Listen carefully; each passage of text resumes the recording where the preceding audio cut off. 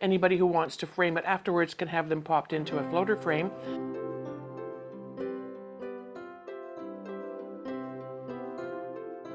I'd like to thank the Process Art Discovery audience for joining me today. I'm Lynda Norman. I'm a watercolor artist in British Columbia. Today we're working on attaching watercolors to 4-inch cradle panels. So recently in one of the videos we put out, I mentioned how I sometimes attach my watercolor paintings to wood cradle, wood panels. I love that. I've been doing more and more of that in my studio lately because it's a great way to present your work. It's a neat, clean finish. Anybody who wants to frame it afterwards can have them popped into a floater frame. But they can also be set up and displayed on a shelf or hung on a wall. You know, there's always lots of options to choose from. And I mentioned it, but I didn't talk about the process. So today we're going to deal with that. So we'll go step by step. What I first do, and we're just going to work on 4x4s today, I like to get a piece of nice watercolor paper, but you can do this on Canson XL student grade paper. For the smaller pieces, that's usually not an issue. You can get some really nice results. Whatever your paper is, I try to divide it, and you can see the pencil lines probably here. These cradles that I purchased from our local art store in bundles of, I think the 4x4s were 8 in a package and the 6x6s were maybe 6 in a package. But you can buy them individually as well, online or at your local art store. They're 1.5 inches deep. They're 4 inches by 4 inches exactly. So when I mark off my paper, I like to leave about enough for about 1/16 of an inch on either side of the paper, or of the block rather, so that when I have attached it and it's dried, I can trim that off and make a nice finish. So I've divided my paper. Here I'm doing a series of birch trees. So I've applied my masking tape, my solo tape to shape my trees. And then I will go in and I will make the paintings. I try to be really conscious of the lines here because even though I've given myself a bit of wiggle room for trimming afterwards, it's nice to keep the designs from blending into each other. So once I've done that and I've completed my paintings and they've dried, I will cut the pages. And as you can see, I'll hold it this way so you can see the color around it perhaps. The pages are just slightly larger than the wood cradle board. Okay, so I've got my paintings, they're all ready to go. At this point in time, I haven't sealed them, and the reason I haven't sealed them now is because it's very cold here, and my sealers are, they're not completely odorless, and so I don't want to have them smelling up my studio and my lungs. So I'm holding off on the sealing part of things until I can get out into perhaps my husband's garage and set up a little booth where I can do some sealing. But I do want to seal my paintings. Some folks, if they're not painting in watercolor in particular, will use a matte medium or something to finish that off. But I prefer the sprays. And I try to use a UV archival spray on all my watercolors, no matter what size or what I'm doing with them, just because it gives that extra bit of protection. Most of the paints, as you know, that I use are light fast, and I just like to give them that little bit of extra protection. So these have not been sprayed, but that's okay. I can spray them afterwards. The next step is the process of sealing off the wood. The wood can have acids and impurities that can leach into your paper and your paintings, so you don't want that to happen. What I use is a product called Matte Medium. It's an acrylic product. This one, a little piece of tape just does not want to leave me.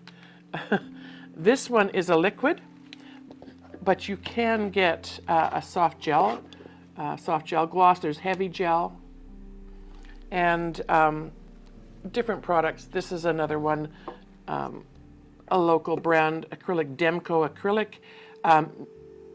acrylic gel medium. So these products are, as you can see, they're a gel. And as long as they're not dried out, they go on quite well. I don't think for what I'm doing, I'm worried too much about the heavy duty gel part of things.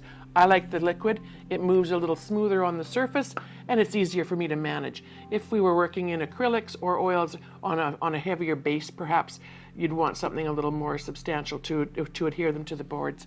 But for what I'm doing, this is, this is perfect. So as I say, I will take each cradle board and cover all the surfaces with the gel medium. It just gives a bit of a seal so that anything, as I say, any impurities, any acids in the wood won't come into what I'm putting on in terms of my art, and it won't affect that over time. So this doesn't take too long to dry, but what I do is I do the inside. That's just my process. When that's dry, I will go ahead and do the outside. And as you can see, it's a pretty easy thing to do. I like to keep it fairly even. You don't want ridges. I should mention also that I've taken these little blocks and I've given them a quick sand with a sandpaper block just to make sure that they're, not splintered or have rough edges. Because if you pull those off after you've, now I've put way too much on, it does go a long way. So yeah, if you've pulled off splinters after you've sealed, you're exposing bare wood again. So this is probably, I like to leave mine dry overnight. And I like to keep a fairly smooth surface. If there's a ridge left afterwards or a drip that hasn't, that I haven't caught, then I will quickly sand that off afterwards as well. Once this is dried, like I say, 24 hours is like at least what I like to leave them. I do try to smooth. I see I was pretty generous with the acrylic medium. Don't have to be quite that generous with it, but we can. There, it's pretty easy to clean up. It's a water-based material or product, so anything that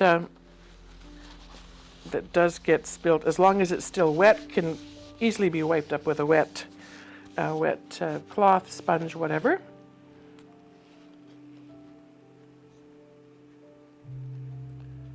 And then this next step is, it's up to you whether you do the next step at all, and if you do, whether you do it now, or at least once the acrylic has dried, or once the product or the process is finished. So I'll set those aside. Make sure this is dry. Now this, as I said, is entirely up to you. You might want to experiment and see what works best. At this point, I try to, I like to paint my sides now, because if I'm going to paint afterwards, once I've got a painting on the top, I'm worried that I might, splash a bit or get a bit on the surface of the painting. Once it's, if it was sealed ahead of time, that's usually not a problem. You can try to get it off, but for these, because I haven't sealed them, I'm going to do it this way. So this is just a very inexpensive black acrylic. You can get it at any hobby store, any dollar store. And I put a bit in a container. Sometimes I'll even give it a bit of a wet down. an old brush, something with a kind of a broad surface on it. This one is one that I was using for the acrylics. I don't think I'll use that on the paint. I will use this one. And I'm just going to wet my brush and dry it off slightly. Pardon me. And I just want to paint the edges. And as I say, this is something, it's entirely up to you. Some folks leave the edges with the raw wood. For most of my paintings, I like to have a black finish. Okay, I don't paint the surface there. That's where my painting is going to go, so I'm not worried about that. And so I'll just give a nice even coat of a nice, you could do white, you could do any color you wanted. You could do a color that coordinates with the paintings that you're going to be applying on the surface. It's entirely up to you. But this is pretty quick, and it dries quite quickly. Just make sure it's all in the little crevices and cracks, anything that might be there. If you've sanded ahead of time, it should be a pretty nice, smooth process to get this on. I like working with the 4x4s because they're easy to handle. I can get my fingers in there and spin it and turn it and move it around, and it's quite effective. And that is that. So I'm going to just make sure that that is done up to the edges. You could, I'll just set that down there. If you wanted to do the back part, that's fine too. I like to make sure that those edges are all nice and covered with paint as well. Something about this black paint that just, it goes on so nicely, especially if you spray a bit of water. Anybody who's an acrylic artist knows how that can change things.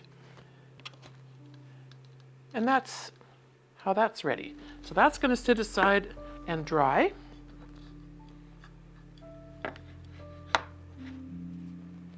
Nope, that one's the ones that I painted. I will find a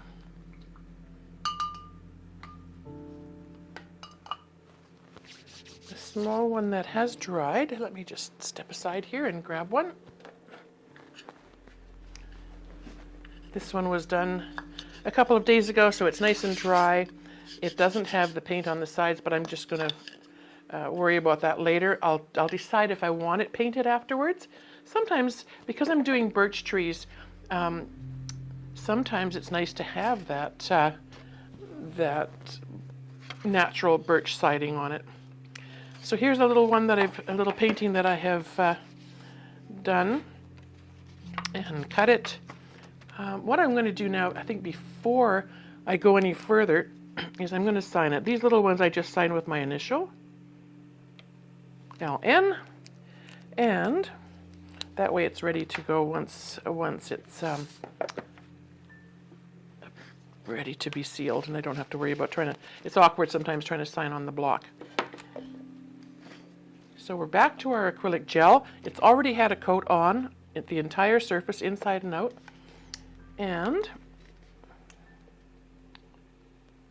this time I'm only going to be applying the acrylic gel, the matte medium. This one's called a matte medium, just to the top surface. And I'm just making a nice light even coat. I want to make sure I get to all the sides and all the edges. You don't really want to be trying to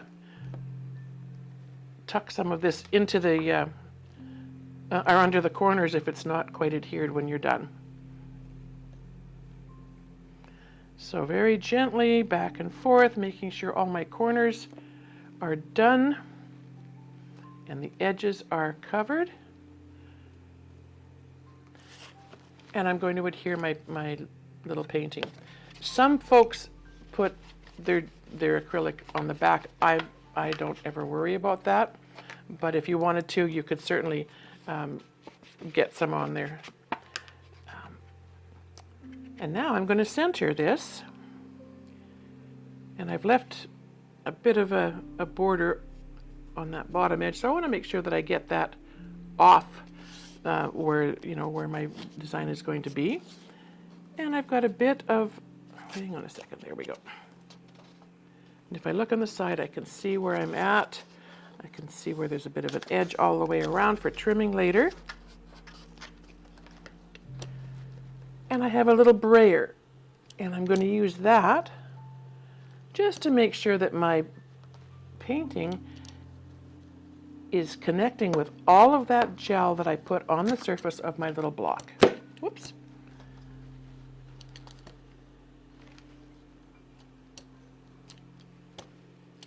Okay. And just, these are handy to have on hand. I like to be able to use them as a nice flat surface. Now when I turn my painting over, I can see I've got room on this all sides to trim off any excess. It's pretty straight. That's good. I'm happy about that. So I'm going to set this, do it this way. Set another flat piece on top. And one of my containers full of water is nice and heavy, and it's going to weight that down.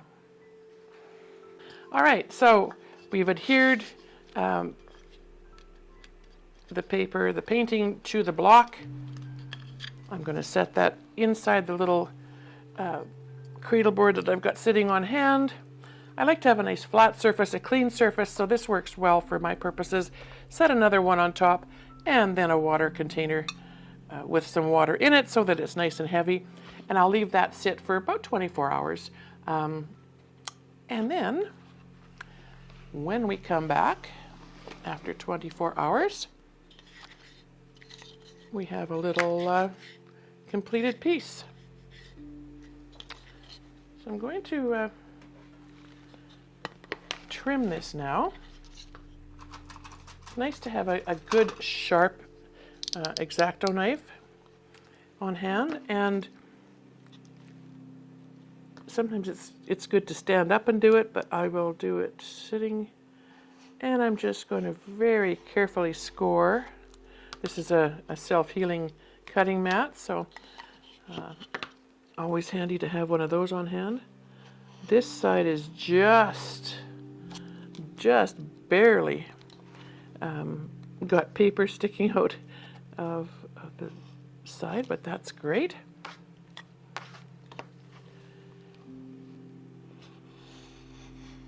With these small ones, it's pretty easy to do with just one score. Sometimes with the larger ones, you want to make a couple lighter scores to be able to cut through the paper. You want to be also careful that you're not cutting at such an angle that you're cutting into your wood. All right, so this is left a nice white edge. You can see where the paint on the sides has not been affected by the gel, the matte medium that's been adhering the paper. That's one thing I should mention. When you put your paper on and you've braided it down, before you put it into under your weights, it's not a bad idea to take just a damp paper towel and just tidy up any globs and blobs that might be happening there. So now we have a nice little finished piece. The next step that I always like to do is with a sanding block, and this is 100 grit.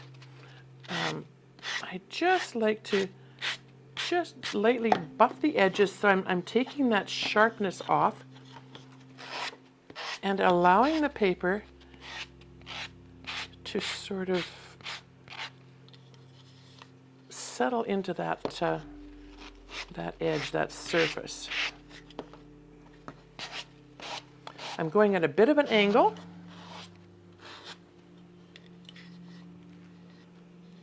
It sort of gives a, not a decal edge, but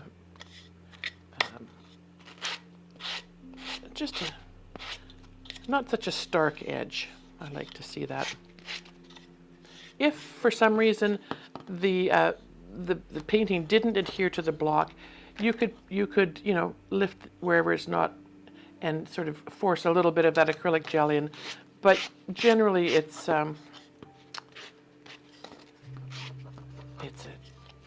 one and done. It usually adheres pretty well. And that's pretty much it. Like I say, with these I have not finished them and sealed them yet. So when I've got them all done, I will take them out to the garage or outside if it warms up enough, and give them a couple light coats of the spray. That spray is not going to affect the painted surface on the sides. It's not going to show up. So I'm not too worried about that. And if for some reason it affects the, something it does affect, or you found that you've had some of your acrylic medium sort of dripping onto the sides and the edges, you can go in with a sanding block and you can sand that off, and then go back in with your black paint or whatever color you've got and touch it up. You just have to be a little more careful once you've got your piece on the surface.